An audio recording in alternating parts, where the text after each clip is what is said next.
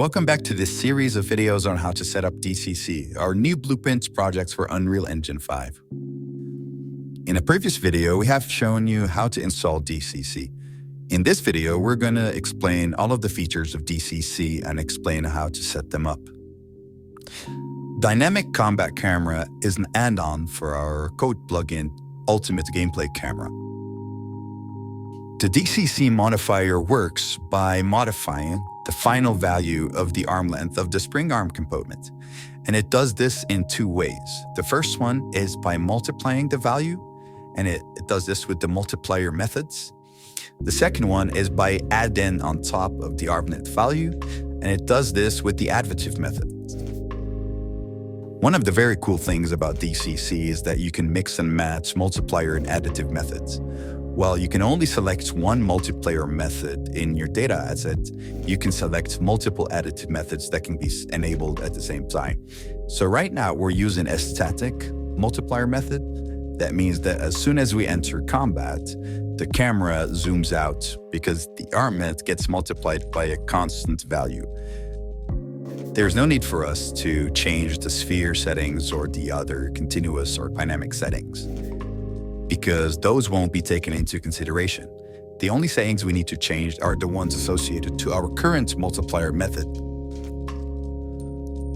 So as you see here, we can only select one multiplier method. However, in the additive method settings, you can see that we can select all of them. The additive methods are applied on top of each other, and they can all be enabled at the same time, whereas the multiplier methods can only support one at a time. So now let's go through the multiplier methods one by one and see how they're different from each other. The static multiplier method, as the name suggests, multiplies the value of the arm length with a static or constant value. So as soon as the player enters combat, the camera zooms out or zooms in dependent by how much you multiply the value of the arm length, and then stays that way during the entirety of the combat. It's very static.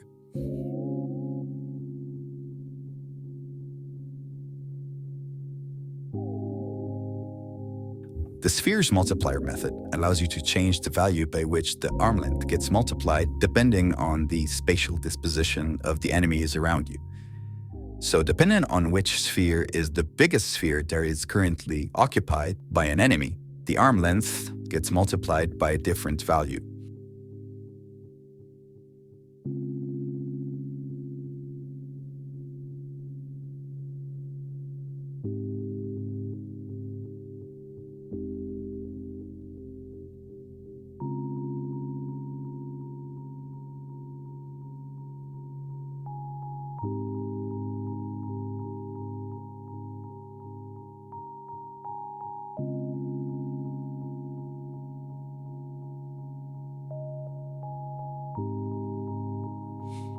The continuous multiplier method has the range of multiplier values. It has a minimum and a maximum. And what this multiplier method does is it looks for the furthest enemy currently in combat and calculates the distance to that enemy, and then it maps it on top of the range of multiplier values that we have. In simpler terms, the further the enemies are, the further the camera is, and the closer the enemies are, the closer the camera is. The cool thing about the continuous modifier, though, is that it uses a curve, which means you can invert that curve and make it so that the further the enemies are, the closer the camera gets.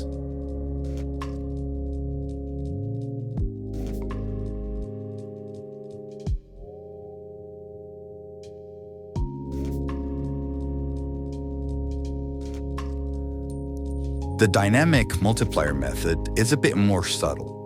It's only gonna multiply the value of the arm length when it needs to. When, for example, the enemies are at the edge of the screen, so they're about to go out of the screen and become invisible, it zooms out the camera to keep them visible. And as long as the enemies are visible or centered in front of you, it's not gonna do anything.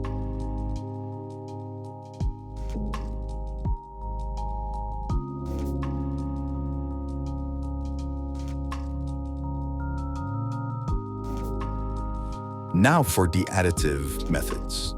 The first additive method is the tag map bin method.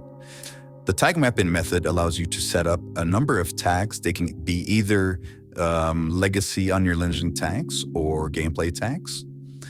And as soon as it finds an enemy with one of these tags, it's going to add to the arm length the value that is set up in the data asset. This is very useful. For example, if you have a huge enemy, it's very nice to make that enemy increase the value of the arm length so that the camera zooms out a bit more.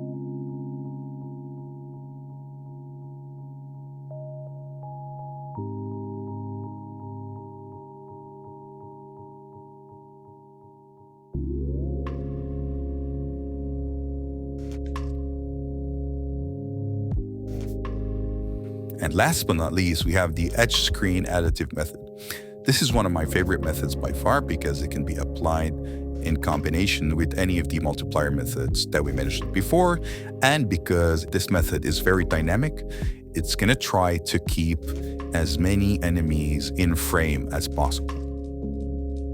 As soon as an enemy tries to go off screen, so as soon as an enemy gets close to the edge of the screen, or goes behind the player and towards the camera to go off screen, it's going to try and to zoom out and then keep these enemies in frame. This is super efficient, and as you can see here, you can notice that the camera is moving and then trying to keep everything in frame. And you can also control how aggressive it is by changing the value of the smoothing. So if you reduce the smoothing, you're going to notice that the camera is super aggressive. It's going to move all the time. And then if you increase it, it's going to be slower and softer.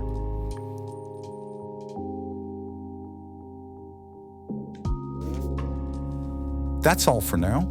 Do check out the demo project and the documentation in the links below as we go into much further detail about each feature. If you have any questions, don't hesitate to drop by the Discord server, where you can interact with us and the community and get asset-specific support by getting verified. You can also email us at support@auroradevs.eu or post questions on the Marketplace product page. Until next time.